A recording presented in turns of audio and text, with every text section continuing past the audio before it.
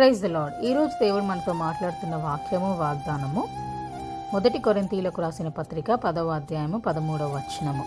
అంతేకాదు సహింపగలుగుటకు ఆయన శోధనతో కూడా తప్పించుకొను మార్గమును కలుగజేయును. హల్లెలూయా.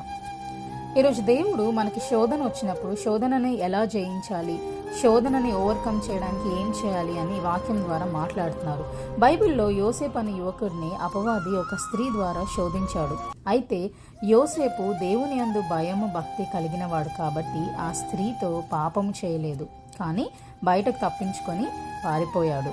అపవాది ఈరోజు నిన్ను నన్ను కూడా శోధించటానికి అనేక మార్గాల ద్వారా రావచ్చు, కానీ పరిశుద్ధాత్మ దేవుడు మనలో ఉంటే మనము దానిలో పడిపోము, ఆ శోధన నుండి తప్పించుకుంటాము. మెల్లకువగా ఉండి ప్రార్థించుడి శోధన నుండి తప్పించుకోవడానికి అని వాక్యం సెలవిస్తుంది. శోధన రాకుండా మనము చాలా అలర్ట్గా ఉండి ప్రార్థించుకోవాలి. యోసేపు ఎలా అయితే ప్రార్థించుకొని మరి ఆ పాపంలో పడకుండా తప్పించుకున్నాడో, నీవు దేవుని సహాయంతో నీకు ఎలాంటి శోధన వచ్చినా కూడా నువ్వు తప్పించుకోగలుగుతావు. పరిశుద్ధాత్మ దేవుడు ఒక వ్యక్తిలో ఎలా పనిచేస్తాడంటే ఆ వ్యక్తి పాపంని జయించగలుగుతాడు.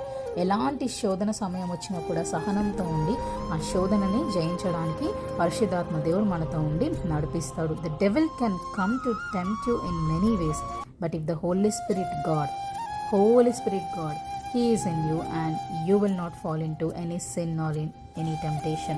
దేవుడు ఎప్పుడు ఒకటే చెప్తాడు, ఏంటంటే మనం వెరీ వాల్యుబుల్, మనం చాలా precious. Nobody can stop what God wants to do in your life and it is his time.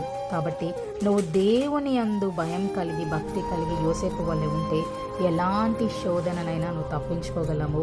ఎలాంటి పాపంలో కూడా నువ్వు పడిపోకుండా పరిశుద్ధాత్మ దేవుడు నీతో ఉండి నడిపిస్తాడు. దేవుడి చిన్ని పరిశుద్ధ వాక్యాన్ని దీవించును గాక. May the lord bless you and give you peace. Have a fruitful day.